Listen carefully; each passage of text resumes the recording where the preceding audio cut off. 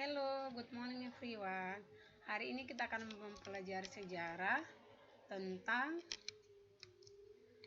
perjuangan menghadapi ancaman disintegrasi bangsa.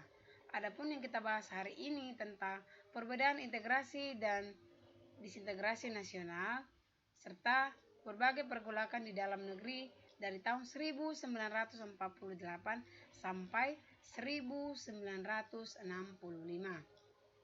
Oke, kita akan mulai membahasnya dari bagian A. Perbedaan integrasi dengan disintegrasi nasional.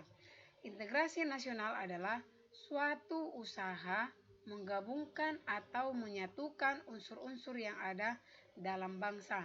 Misalnya, usaha integrasi nasional antara pemeluk agama dan suku yang berbeda-beda di Nusantara. Sedangkan disintegrasi nasional merupakan kebalikan dari integrasi, yaitu usaha memecah belah bangsa.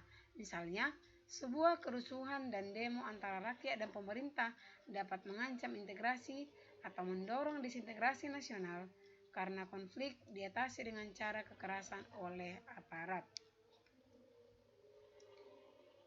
Dan B. Berbagai pergolakan di dalam negeri. Ancaman disintegrasi atau perpecahan bangsa memang bukan persoalan main-main. Bukan hanya merupakan masalah di masa lalu. Potensi disintegrasi pada masa kini pun bukan tidak mungkin terjadi. Karena itulah kita harus terus dan selalu memahami betapa berbahayanya proses disintegrasi bangsa bila terjadi bagi kebangsaan kita. Berbagai pergolakan di dalam negeri dari tahun 1948 sampai 1965 antara lain A. Konflik yang berkaitan dengan ideologi. Termasuk dalam kategori ini adalah pemberontakan Partai Komunis Indonesia, pemberontakan Darul Islam atau Tentara Islam Indonesia, dan peristiwa G30 SPKI. Ideologi yang diusung oleh PKI tentu saja komunisme. Sedangkan pemberontakan Darul Islam Tentara Islam Indonesia berlangsung dengan membawa ideologi agama. Perlu kalian ketahui bahwa menurut Herbert Feil, seorang akademisi dari Australia, aliran politik besar yang terdapat di Indonesia pada masa setelah kemerdekaan atau terutama dapat dilihat sejak pemilu tahun 1955 terbagi dalam 5 kelompok. Yang pertama, nasionalisme radikal yang diwakili antara lain oleh Partai Nasional Indonesia. Yang kedua, Islam atau Nahdlatul Ulama dan Masyumi. Dan yang ketiga, komunis atau Partai Komunis Indonesia.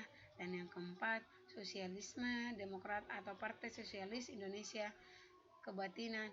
Dan yang kelima, birokrat pemerintah atau pamong praja. Pada masa itu, kelompok-kelompok tersebut nyatanya memang saling bersaing dengan mengusung ideologi masing-masing. Yang kedua, konflik yang berkaitan dengan kepentingan. Termasuk dalam kategori ini adalah pemberontakan APRA, RMS, dan Andi Agis. Merupakan kepentingan yang tertanam dengan kuat pada suatu kelompok. Kelompok ini biasanya berusaha untuk mengontrol suatu sistem sosial atau kegiatan untuk keuntungan sendiri. Mereka juga sukar untuk mau melepas posisi atau kedudukannya sehingga sering menghalangi suatu proses perubahan. Baik APRA, RMS, dan peristiwa Andi Agis, semuanya berhubungan dengan keberadaan pasukan Kenil atau tentara kerajaan di Hindia Belanda yang tidak mau menerima kedatangan tentara Indonesia di wilayah-wilayah yang sebelumnya mereka kuasai. Dalam situasi seperti ini pun konflik pun terjadi.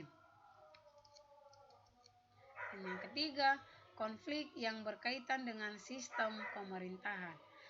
Yang termasuk dalam konflik ini adalah persoalan negara federal atau BFO serta pemberontakan PRRI dan Permesta. Masalah yang berhubungan dengan negara federal untuk mulai timbul ketika berdasarkan perjanjian Linggarjati, Indonesia disepakati akan berbentuk negara serikat atau negara federal dengan nama Republik Indonesia Serikat atau RIS. Republik Indonesia menjadi bagian RIS. Negara-negara federal lainnya misalnya adalah Negara Pasundan, Negara Madura, atau Negara Indonesia Timur. Saat ini, kita bahas satu persatu konflik atau pergolakan yang terjadi di Indonesia pada tahun 1948 sampai 1965. Yang pertama, pemberontakan Partai Komunis Indonesia di Madiun pada tahun 1948. Selain Partai Nasional Indonesia atau PNI, Partai Komunis merupakan partai politik pertama yang didirikan sesudah proklamasi.